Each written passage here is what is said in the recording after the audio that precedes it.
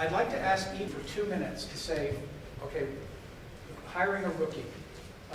Quickly, what are you looking for, basically? I mean, it's very hard to do, and I know you're going to be on television, so at least on YouTube, so you may be giving away your trade secrets. But you know, what hazing, fraternity-like hazing, do you put a rookie through? Once they come in your office, you don't have to answer that one. But what typically would you have them working on when they first started with you? It would depend on their skill sets, but generally, we've been talking about some interesting opportunities here. So I'd just like to run 2 minutes. Start with Sperry. If you're good. Sure. I'm a rookie. What do you want me to do? I think one of the first things at the interview process, we like to see the depth of experience that they have. Do they come strictly from a design review background? If so, then how willing are they to go out into the field and learn the actual, to see what they implemented on paper, how that looks in the field. If we have a rookie who has, maybe was a technician in their previous experience, see how they are around documentation. This way, again, as we've talked about, commissioning, one day you're in a tie running an OPR meeting, and the next day you're wearing a hard hat and safety glasses testing a pump. So you have to be able to wear multiple hats and facilitate. As far as things I personally like to look for, of course, communication is important. I like to see if these rookies have had experience either on construction sites, being involved in any projects from a start to finish. One of the tough things with new hires are ones that are technicians that know that their job is to show up at a specific time and place and do the test and walk away, and they don't see how that fits into the whole big picture. And then on the flip side of the coin, you might have someone who has a tremendous knowledge of design, but has never actually gone out into the field to see what their design, was made to look like by the contractors after they walked away.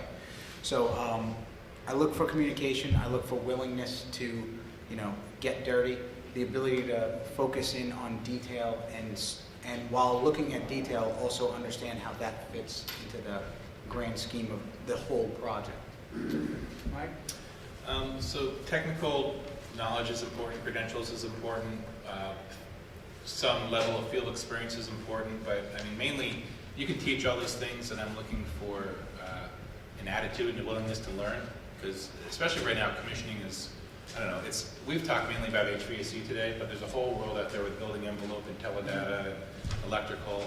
I'm learning stuff every day, and you really need to keep learning stuff. And so for the young folks, if it's a young rookie, there's old rookies, I guess, and young rookies, but if it's a young rookie, that's the best time to learn when you're young and you're more of a sponge like that. And we can really train the rest, I think. And as far as what they're doing when we first bring them in, the documentation is helpful, the pre-functional checklist, the construction checklist we talk about, maybe some simpler functional performance test plans, and then you really want to complement that by bringing them into the field, and certainly don't unleash them even after OSHA 10 training into the field by themselves. You need a strong senior-junior relationship to just have them tag along, and then pretty soon you can release them on their own.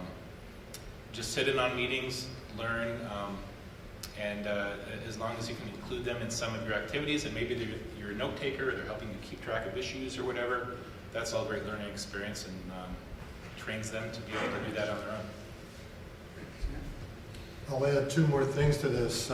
First of all, be looking for obviously mechanical, electrical, plumbing, some feel for technical, don't have to have a degree necessarily. We look a lot toward HVAC technicians. They're the type that like field work, hands-on, understand equipment, how it was installed.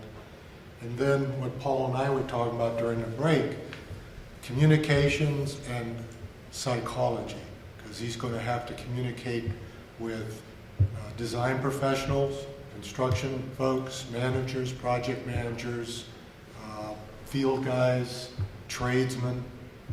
Probably he's going to be working with union folks, learning how to deal with that, to communicate with them, and get them to work with you as a team to get the project completed. So I look for some of that. Yeah, I mean, we're looking for a Bachelor of Science in either architecture or engineering, or an engineering degree typically. you know, I think having somebody that's really intellectually curious and, you know, likes buildings, wants to do, you know, I mean, what's cool about what we're doing, we're helping to save the environment, we're doing, you know, making buildings work better.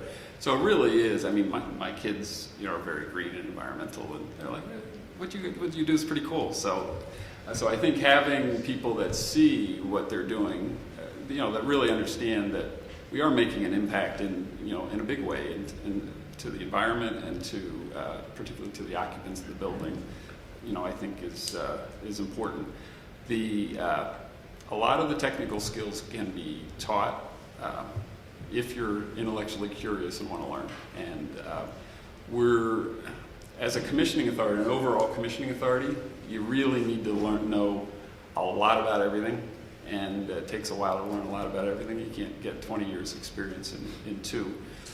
So you need to know a lot of everything. But what we find is that somebody that has really a specialized expertise in, you know, whether it's HVAC or something, they understand how deep a discipline can be, and I guess know what you don't know is as much as know, you know, at least understand things is important. So somebody that may have a particular expertise but can cover a lot of things. And the biggest thing for us to have somebody to be successful, you know, the technical aspects, what we're finding can be learned and are not as nearly as important as people talked about. Interpersonal skills, being able to work with people, being able to communicate, you know, and there's verbal communications, being able to run a meeting, being able to stand in front of people and do a training session, and written communication, and you know, and we're seeing lots of people that are starting out that just can't write to save their life, and it's a real problem because you send out an email to the project team and you're trying to communicate an issue, and you just piss people off, or you know, it's not clear, or it's confusing, or whatever. So we're really struggling with you know, writing and communications, and I think it's one of the things I'm drilling into my kids that they need to learn to write. But you know, that's probably one of the overlooked things for, you know, people in the engineering world is, you know, they're focused on kind of numbers and analysis and analytics and stuff. And if you can't communicate, you can't be a commissioning authority. That's the bottom line. Terrific. Well, thank you all for coming. Thank the panel. I think in this last round and in the way we set up this particular afternoon, we were focused on the HVAC and the energy side of commissioning, mechanical engineering side of it. It is a profession that's broadening, and in terms of, I think what the panel was suggesting, it's just getting more interesting. There's more responsibility, there's more areas that are being subject to commissioning or thinking about commissioning. I think that you look at the evolution of buildings over the last 20 or 30 years from a focus, I think, on energy efficiency to beginning to look at green, which is sort of more issues than just energy efficiency, broadens the scope out.